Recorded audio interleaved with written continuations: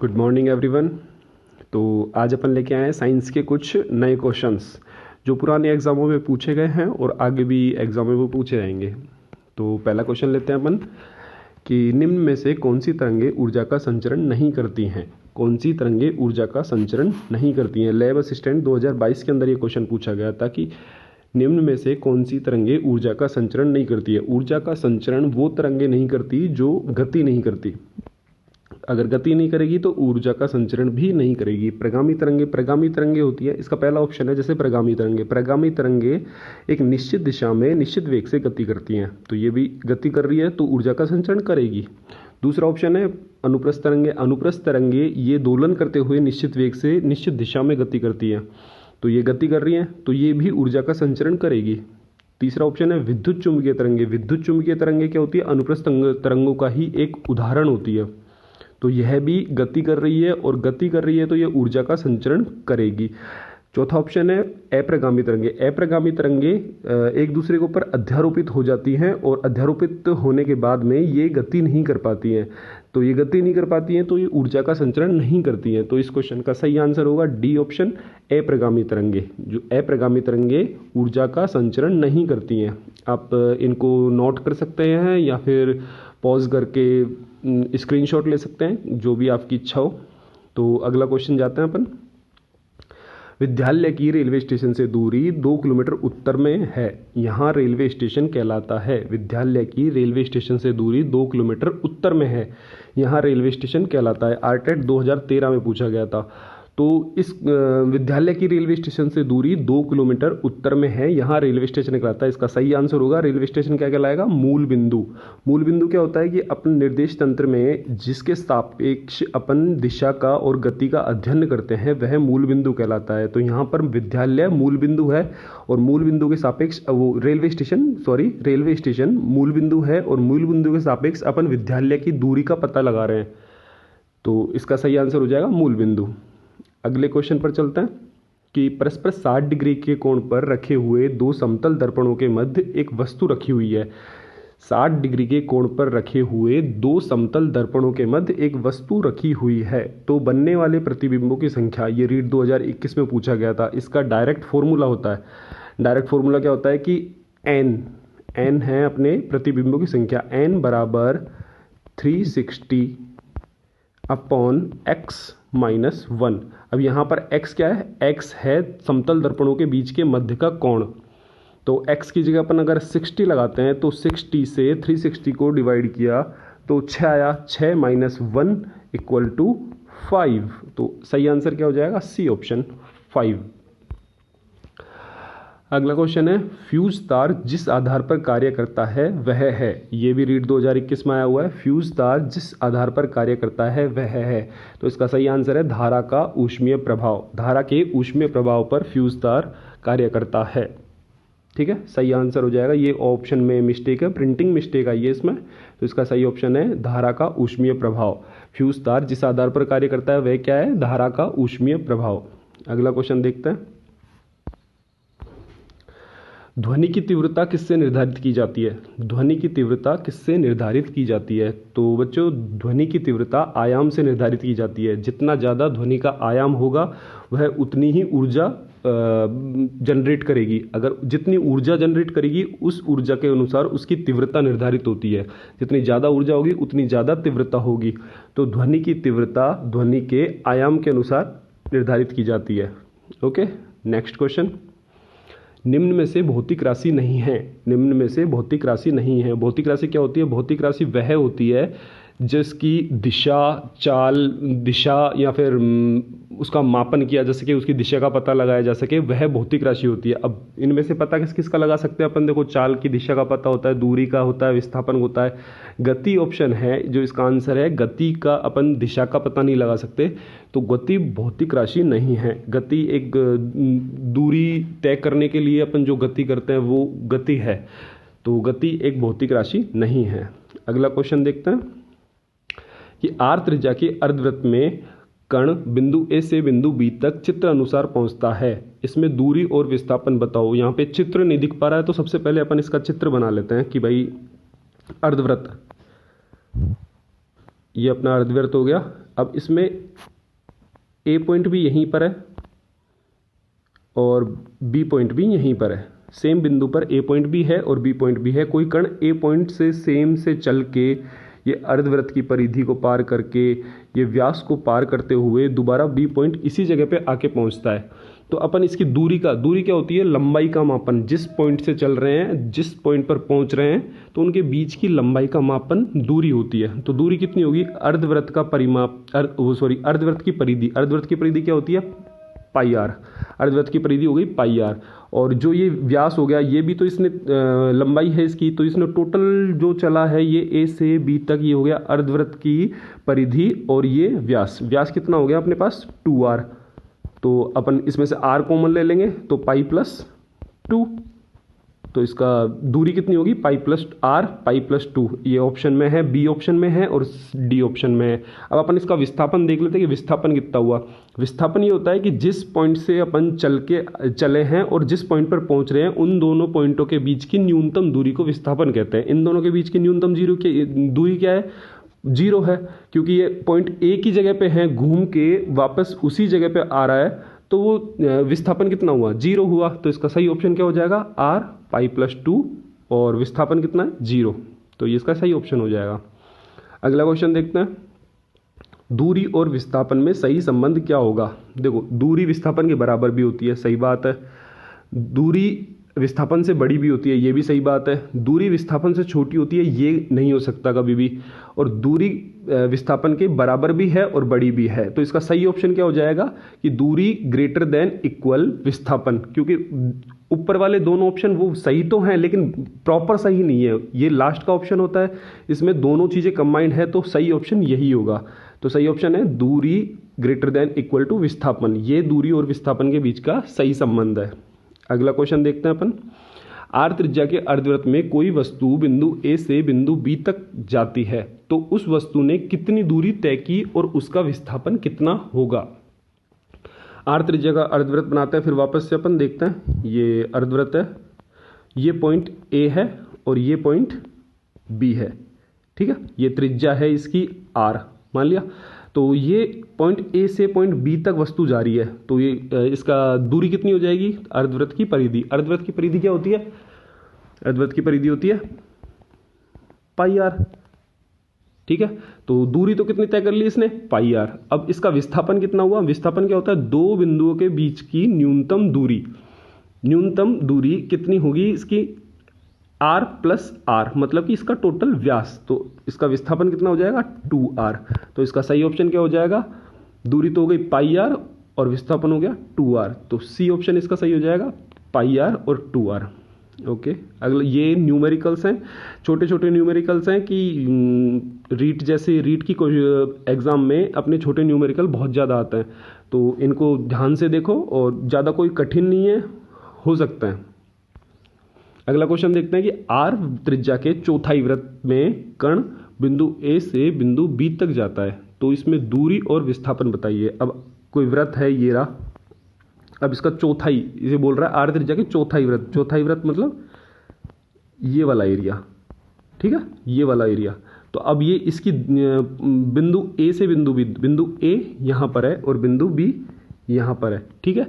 अब बिंदु ए से बिंदु बी तक कोई कण जा रहा है, तो इसकी दूरी कितनी हुई, अब दूरी हो जाएगी वृत्त की परिधि का चौथाई पार्ट। वृत्त की परिधि क्या होता है, वृत्त की परिधि होती है अपने पास 2 पाई आर। अब इसमें 4 का भाग देंगे क्योंकि चौथाई मान रहा है, 2 से काटा 2, तो इसकी दूरी कितनी होगी, पाई आर बाई 2। तो ये कौन सा ऑप्शन में मिल रहा है अपन को, पाई आर बाई 2, बी और सी में। अब देख लेते हैं इसका विस्थापन कितना है। विस्थापन देखते हैं कि बिंदु ए से बिंदु बी के बीच की न्यूनतम दूरी। अब न्यूनतम दूरी अपन कैसे दिखाएंगे कि ये न्यूनतम दूरी सीधी यूं लाइन, अब ये सीधी यूं लाइन आ गई, तो ये पाइथागोरस प्रमेय से ये आर और ये कर्ण हो गया। कर्ण बराबर क्या होता है, अंडर रूट आधार स्क्वायर प्लस लंब स्क्वायर। अपन इसको वापस से ऐसे देखते हैं, ये हो गया इसकी कर्ण, और कर्ण का जो फॉर्मूला होता है कि रूट आधार स्क्वायर आर स्क्वायर प्लस वापस से आर स्क्वायर। आधार स्क्वायर प्लस लंब स्क्वायर, तो अंडर रूट 2r स्क्वायर। अब अंडर रूट टू तो वैसा का वैसा रह जाएगा, आर स्क्वायर पे अंडर रूट लगाएंगे तो स्क्वायर से रूट कट जाएगा तो बच जाएगा आर। तो इसका सही आंसर क्या आएगा, √2r। तो मतलब विस्थापन तो हो गया √2r और दूरी कितनी हो गई, πr/2। तो सही ऑप्शन कौन सा है, बी ऑप्शन। तो बी ऑप्शन इसका राइट हो जाएगा कि πr/2 और √2r। चलो नेक्स्ट क्वेश्चन देखते हैं कि एक व्यक्ति एक लेंस को साधारण सूक्ष्मदर्शी की तरह उपयोग में लाता है तो उसे प्रतिबिंब कैसा दिखाई देगा। ये लैब असिस्टेंट 2022 में आया क्वेश्चन है कि लेंस होता है अपना, कि भाई लेंस को वो साधारण सूक्ष्मदर्शी सबने देखी होगी जहाँ तक है। साधारण सूक्ष्मदर्शी में अब अगर कोई व्यक्ति देखता है तो उसको सामने वाली चीज़ बड़ी दिखाई देती है, ठीक है ना। तो अपन इसमें वस्तु को यहाँ रखते हैं, इधर से उस पर डालते हैं और ये फोकस से निकल जाती है, अपन सीधा डालते हैं यहाँ से निकल जाती है। तो अपन को इसका प्रतिबिंब बनता हुआ आभासी और बड़ा प्रतिबिंब दिखाई देता है, सीधा आभासी और बड़ा प्रतिबिंब बनता हुआ दिखाई देता है इस जगह पे, ठीक है। तो इसका सही आंसर हो जाएगा सीधा आभासी और आवर्धित प्रतिबिंब उसको दिखाई देता है। लेंस में अगर वो लेंस को साधारण सूक्ष्मदर्शी में काम में लेता है तो उस व्यक्ति को जो प्रतिबिंब बनता हुआ दिखाई देगा वो सीधा आभासी और आवर्धित प्रतिबिंब बनता हुआ दिखाई देगा। ओके, नेक्स्ट क्वेश्चन कि हाइड्रोजन परमाणु की लाइमन श्रेणी किस क्षेत्र में होती है। हाइड्रोजन परमाणु की लाइमन श्रेणी किस क्षेत्र में होती है। तो इसका सही आंसर है हाइड्रोजन परमाणु की लाइमन श्रेणी पराबैंगनी क्षेत्र में होती है। अब जैसे पराबैंगनी क्षेत्र में तो हो गई अपने लाइमन, और दृश्य क्षेत्र में चलो अपन और ऑप्शंस को भी देख लेते हैं कि अपन को नॉलेज तो होनी चाहिए कि कैसे सही है। तो अगला इसका सही आंसर तो हो जाएगा पराबैंगनी क्षेत्र में, लेकिन अपन देखते हैं कि दृश्य क्षेत्र में कौन सी श्रेणी आती है। दृश्य क्षेत्र में आती है बामर श्रेणी, याद रख लीजिएगा। दृश्य क्षेत्र में आती है बामर श्रेणी, माइक्रोवेव में आती है ब्रेकर श्रेणी, माइक्रोवेव में आती है ब्रेकर श्रेणी, और अवरक्त में आती है पाश्चन श्रेणी, अवरक्त में आती है पाश्चन श्रेणी, ठीक है। तो लाइमन श्रेणी किस क्षेत्र में होगी, पराबैंगनी। इसका सही आंसर होगा ए ऑप्शन। अगला क्वेश्चन, किरचॉफ का प्रथम नियम और द्वितीय नियम किस आधार पर आधारित होते हैं, किस उस पे ये होते हैं एक कि किरचॉफ का प्रथम नियम क्या कहता है कि किसी संधि पर, किरचॉफ का प्रथम नियम क्या कहता है कि किसी संधि पर मिलने वाली समस्त धाराओं का योग, किसी संधि पर, ये संधि है, इस पर मिलने वाली समस्त धाराओं का योग शून्य होता है।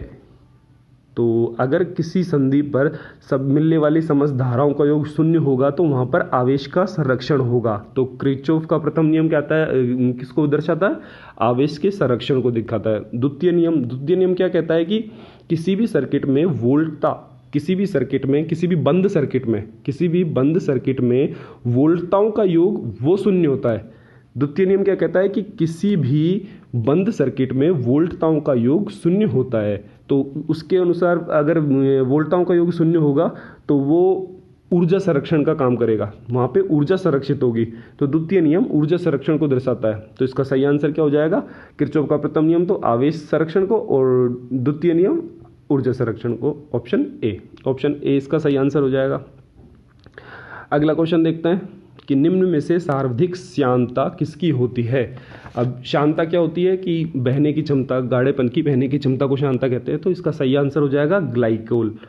सही, सर्वाधिक जो श्यानता होती है वो होती है ग्लाइकोल की। ये भी लैब असिस्टेंट 2022 में आया हुआ क्वेश्चन है, रिपीट भी हो सकता है। अगला क्वेश्चन देखते हैं, यंग के द्विस्लिट प्रयोग में किस रंग के लिए फ्रिंज चौड़ाई का मान न्यूनतम होगा। यंग के जो द्विस्लिट का वो पढ़ा होगा सबने प्रयोग, इसके लिए फ्रिंज चौड़ाई का मान न्यूनतम किसके लिए होगा। ये भी लैब असिस्टेंट में पूछा हुआ क्वेश्चन है। तो इनके लिए अपन देख लेते हैं कि जो फ्रिंज चौड़ाई का जो मान होता है वो डिपेंड करता है उसकी तरंग दैर्घ्य पर। जिसकी तरंग दैर्घ्य सबसे कम होगी तो उसकी फ्रिंज चौड़ाई भी सबसे कम होगी, और जिसकी जो तरंग दैर्घ्य सबसे ज़्यादा होगी उसकी फ्रिंज चौड़ाई सबसे ज़्यादा होगी। तो यहाँ पर सबसे ज़्यादा कम तरंग दैर्घ्य होती है बैंगनी कलर की तरंग दैर्घ्य सबसे कम होती है, तो इसकी फ्रिंज चौड़ाई भी सबसे कम होगी। तो यहाँ पर यही पूछा हुआ है कि इसका सही आंसर क्या है, बैंगनी। तो फ्रिंज चौड़ाई का मान न्यूनतम किसका होगा, बैंगनी कलर का। वैसे सबसे ज़्यादा किसके लिए होता है, लाल कलर के लिए, क्योंकि लाल कलर की तरंग दैर्घ्य सबसे ज़्यादा होती है। चलो अगला क्वेश्चन देखते हैं। गति के दौरान कौन सी राशि शून्य हो सकती है? अब ये तो बहुत ही नॉर्मल छोटा क्वेश्चन है कि गति के दौरान कौन सी राशि है जो छोटी हो सकती है, वो जीरो हो सकती है। तो देखो चाल भी जीरो नहीं हो सकती कभी, दूरी कभी जीरो नहीं हो सकती, और सब तो ये सब वाला ऑप्शन तो ये गलत ही नहीं हो जाएगा। तो सबसे ज़्यादा शून्य क्या हो सकती है? शून्य जो हो सकती है वो होती है विस्थापन। विस्थापन क्या होता है? पॉइंट ए से पॉइंट बी के बीच की न्यूनतम दूरी, ये होती है विस्थापन। अब ये पॉइंट ए और पॉइंट बी बिल्कुल एक जगह पे भी हो सकते हैं, तो इनके बीच की दूरी जीरो हो सकती है। तो इसका सही आंसर हो जाएगा गति के दौरान कौन सी राशि शून्य हो सकती है? विस्थापन। विस्थापन शून्य हो सकता है। अगला क्वेश्चन है, निम्न में से कौन सी वैद्युत चुंबकीय तरंग नहीं है? वैद्युत चुंबकीय तरंग नहीं है। निम्न में से कौन सी वैद्युत चुंबकीय तरंग नहीं है? वैद्युत चुंबकीय तरंग क्या होती है? जिनके संचरण के लिए, वैद्युत चुंबकीय तरंग क्या हो गई? जिसके संचरण के लिए किसी माध्यम की आवश्यकता नहीं होती, उनको बोलते हैं विद्युत चुंबकीय तरंगे। दोबारा से सुन लीजिएगा, वैद्युत चुंबकीय तरंगे वो तरंगे होती है जिनके लिए माध्यम की आवश्यकता नहीं होती। अब देखो अपन देखते हैं ऑप्शंस को। एक्सरे तरंगे, एक्सरे तरंगे हैं जो ये होती है, इनके लिए भी कोई माध्यम की आवश्यकता नहीं होती। रेडियो तरंगे, अपन घर में जो रेडियो टीवी चलते हैं उनके लिए भी कोई माध्यम की आवश्यकता नहीं होती, एंटीना से टावर या फिर सैटेलाइट पे डायरेक्ट वो होता है। गामा तरंगे रेडियोधर्मी जो अपने पदार्थ होते हैं उनसे जो निकलने वाली तरंगे गामा तरंगे, उनके लिए भी कोई माध्यम की आवश्यकता नहीं होती, वो अपने आप ही निकलती हैं। बीटा तरंगे होती है जिनके लिए माध्यम की आवश्यकता होती है। तो वैद्युत चुंबकीय तरंग कौन सी नहीं है? बीटा तरंगे। इसका सही आंसर क्या हो जाएगा? बीटा तरंगे वैद्युत चुंबकीय तरंगे नहीं है। अगला क्वेश्चन देखते हैं। निम्न में से कौन सा बफर सॉल्यूशन है? मतलब कौन सा बफर है? तो बफर सॉल्यूशन क्या होता है कि बफर सॉल्यूशन दो तरह से हो सकता है। पहला तो दुर्बल अम्ल प्लस संयुग्मी क्षार, उसका संयुग्मी क्षार। दूसरा होता है कि दुर्बल क्षार और उसका संयुग्मी अम्ल। तो पहला क्या हो गया? ये आप नोट कर सकते हैं कि बफर सॉल्यूशन बनते कैसे हैं, बफर सॉल्यूशन की जो प्रायोरिटीज क्या होती है। पहली होती है दुर्बल अम्ल प्लस संयुग्मी क्षार, या तो ये होना चाहिए जब वो बफर कहलाएगा, या दूसरा होना चाहिए दुर्बल क्षार प्लस संयुग्मी अम्ल, ये होना चाहिए, तब जाके वो बफर बनता है। तो पहला ऑप्शन है ये। तो देखो पहले ऑप्शन में NaOH। अब NaOH क्या है? स्ट्रॉन्ग बेस है, ये वो है प्रबल क्षार, स्ट्रॉन्ग बेस है। तो और दूसरा है NaNO3, ये है वीक बेस, ये दुर्बल क्षार है। तो ये ऑप्शन गलत हो गया, ये नहीं हो सकता। दूसरा है KOH और KCl, इसमें KOH है स्ट्रॉन्ग एसिड, ये प्रबल अम्ल, और ये है KCl स्ट्रॉन्ग बेस, प्रबल क्षार। तो ये भी नहीं हो सकता, ये गलत हो गया।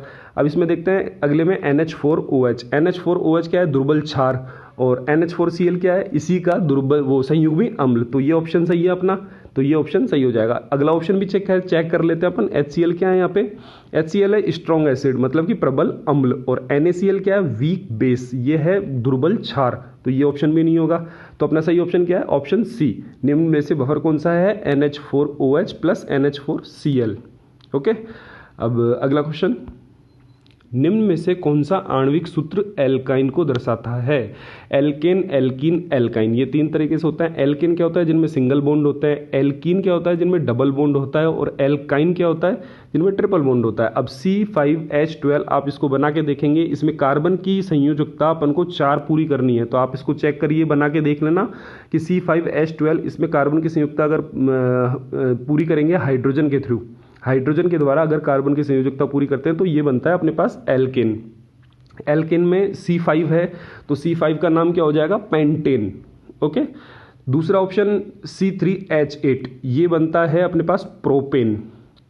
3 कार्बन है, 8 हाइड्रोजन है, इसकी संयोजकता 3 कार्बनों की 8 हाइड्रोजन की संयोजकता से पूरी करेंगे, तो इसका ये बनता है एल्केन। और एल्केन में भी कौन सा एल्केन बनता है? प्रोपेन। ठीक है, तो अपन को बताना है एल्काइन। तो ये ऑप्शन भी नहीं हुआ, ये ऑप्शन भी नहीं हुआ। थर्ड ऑप्शन चेक कर लेते हैं, C4H6। C4H6 में अपन जब इसको बनाते हैं तो चारों कार्बन की संयोजकता 6 हाइड्रोजन से पूरी नहीं हो पा रही है। जब 6 हाइड्रोजन से पूरी संयोजकता पूरी नहीं हो रही, तो इसमें अपन को ट्रिपल बॉन्ड लगाना पड़ेगा। अगर अपन ट्रिपल बॉन्ड लगाते हैं तब ये एल्काइन बन जाता है, और अपन से एल्काइन ही पूछा हुआ है। तो एल्काइन बनेगा तो इसका नाम क्या हो जाएगा? 3 ब्यूटाइल। ब्यूटाइल मतलब ब्यूट मतलब 4 कार्बन, तो 3 ब्यूटाइल। ब्यूटाइल तो सही आंसर अपना क्या है C4H6। अगला ऑप्शन भी चेक कर लेते हैं अपन, C5H10। C5H10 में 5 कार्बन की जो संयोजकता है वो हाइड्रोजन 10 हाइड्रोजन से पूरी करेंगे। तो वैसे संयोजकता पूरी नहीं हो रही है, लेकिन संयोजकता ट्रिपल बॉन्ड लगाते हैं तो ज़्यादा संयोजकता बन रही है अपने, तो इसमें डबल बॉन्ड लगेगा। डबल बॉन्ड लगेगा तो वो एल्कीन बन जाएगा। एल्कीन कौन सा बनेगा? 5 कार्बन की वजह से पेंटीन, 2 पेंटीन नाम से। तो इसका सही एल्काइन कौन सा बन रहा है अपने पास? C4H6। तो इस क्वेश्चन का सही आंसर क्या हो जाएगा? C4H6 एक एल्काइन है। ओके, अगला क्वेश्चन देखते हैं। निम्न में से कौन सी गैस मुख्य रूप से ग्रीन हाउस प्रभाव के लिए उत्तरदायी है? निम्न में से कौन सी गैस ग्रीन हाउस प्रभाव के लिए मुख्य रूप से उत्तरदायी है? तो ये तो सही, इसका सिंपल क्वेश्चन है। इसका सही आंसर है कार्बन डाइऑक्साइड। कार्बन डाइऑक्साइड मुख्य रूप से ये अपना ग्रीन हाउस प्रभाव है, इसके लिए उत्तरदायी होती है।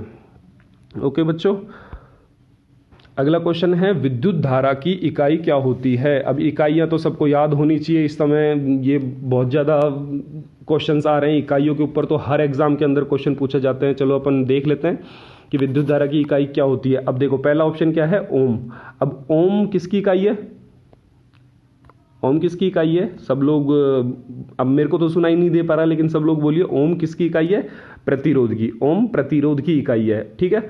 वोल्ट, वोल्ट किसकी इकाई है? वोल्ट होती है विद्युत विभव की। वोल्ट होती है विद्युत विभव की। वाट, वाट देखते हैं, वाट किसकी इकाई है? वाट इकाई है शक्ति की। वाट काय की इकाई है? शक्ति की। और एम्पियर, एम्पियर काय की इकाई है? एम्पियर है विद्युत धारा की। तो इसका सही आंसर क्या हो गया? एम्पियर। एम्पियर विद्युत धारा की इकाई है। मैंने सभी ऑप्शनों के बारे में बताया आपको, तो इन सब के बारे में भी आप नोट कर लीजिए। जरूरी नहीं है कि विद्युत धारा का ही क्वेश्चन आएगा, किसी भी टाइप से क्वेश्चन आ सकता है। अपने पास वोल्ट भी आ सकता है, ओम भी आ सकता है, वाट भी आ सकता है। तो सभी चीजों को नोट कर लीजिए और ध्यान से देखिए। अगला क्वेश्चन देखते हैं अपन। दंत मंजन को सफेद बनाने वाले रसायन का नाम बताइए। जो अपन दंत मंजन करते हैं भाई, पतंजलि का है, कोलगेट है, कोई भी है, तो जो सफ़ेद बनाने का, इसका जो झाग सफ़ेद बनते हैं उसके लिए जो उसमें रसायन डाला जाता है, उस रसायन का नाम क्या होता है? उस रसायन का नाम होता है TiO2। अब TiO2 का रासायनिक नेम क्या होगा? Titanium dioxide. Titanium dioxide. सही आंसर क्या हो जाएगा इसका? D option, TiO2, titanium dioxide. अगला क्वेश्चन, मृग तृष्णा बनने का कारण है।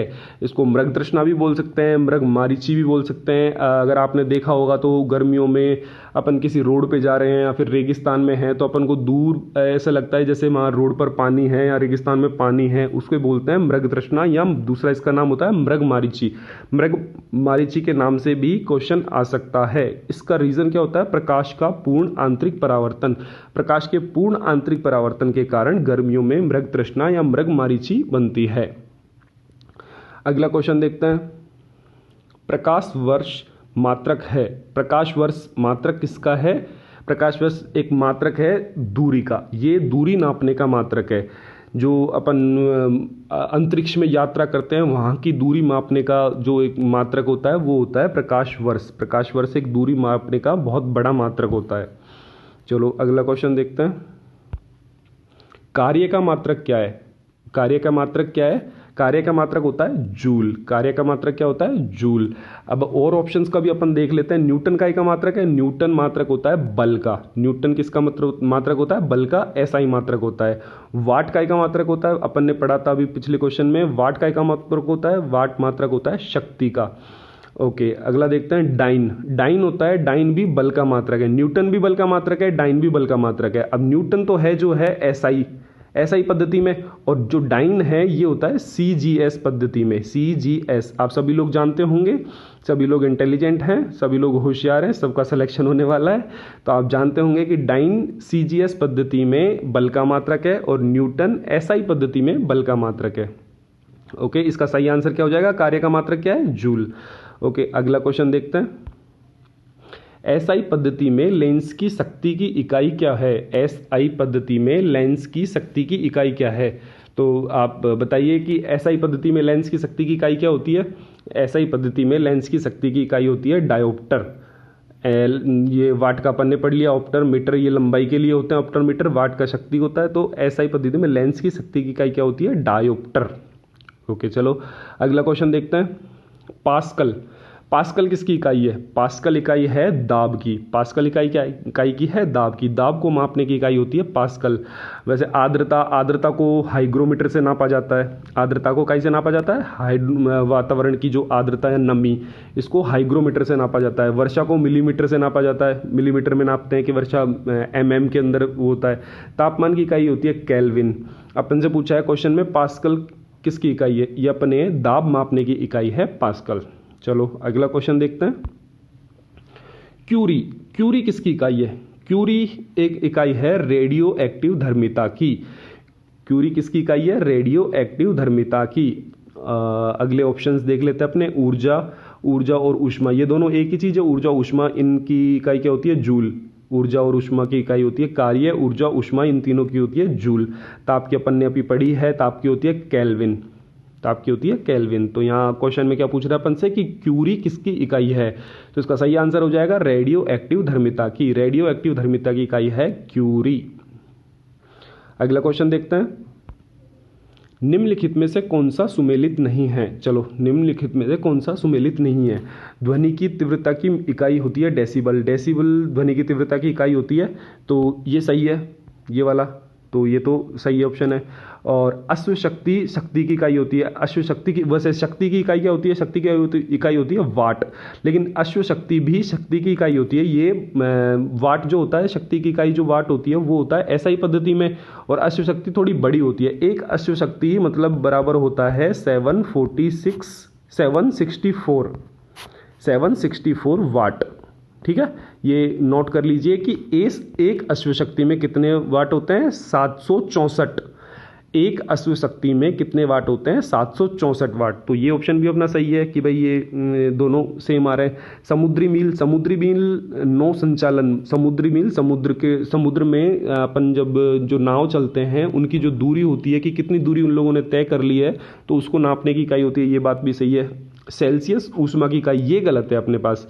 सेल्सियस इकाई की इकाई होती है, ये तो होती है तापमान की। और ऊष्मा की इकाई क्या होती है? ऊष्मा की इकाई जूल होती है। ऊर्जा ऊष्मा कार्य की इकाई जूल होती है। तो अगर यहाँ पे ताप होता तो ये ऑप्शन भी सही हो जाता, लेकिन सेल्सियस इकाई होती है ताप की और ऊष्मा की होती है जूल। तो ये ऑप्शन गलत है। तो इसलिए अपन पूछ रहा है कि सुमेलित नहीं है, तो ये ऑप्शन सही हो जाएगा डी, कि भाई सेल्सियस और ऊष्मा ये सुमेलित नहीं है। ओके, अगला क्वेश्चन देखते हैं। दबाव बढ़ाने पर ठोस का क्वथनांक बढ़ जाता है। दबाव बढ़ाने पर ठोस का क्वथनांक क्या हो जाता है? बढ़ जाता है। इसका सही आंसर क्या हो जाता है? ठोस का क्वथनांक बढ़ जाता है। ये तो रटा होना चाहिए कि अपने दिमाग में बैठा हुआ होना चाहिए कि दबाव बढ़ाने पर ठोस का क्वथनांक हमेशा बढ़ जाता है। चलो अगला क्वेश्चन देखते हैं। डार्विन फिंचेज अपने शरीर की किस विभिन्नता के लिए प्रसिद्ध है? डार्विन फिंचेज एक तरीके का पक्षी है। डार्विन फिंचेज एक तरीके का पक्षी है। अपने 9th क्लास की एनसीईआरटी में जैव विविधता वाले चैप्टर में से क्वेश्चन है। डार्विन फिंचेज अपने शरीर की किस संरचना के लिए, संरचना की किस विभिन्नता के लिए प्रसिद्ध है? जो है चोंच। चोंच के लिए डार्विन फिंचेज एक अलग अपनी पहचान बनाए रखता है। इसकी चोंच सबसे अलग होती है। अगला क्वेश्चन। चलो आज के क्वेश्चन कंप्लीट हो गए। Thank you so much. तो शेयर कीजिए, सब्सक्राइब कीजिए।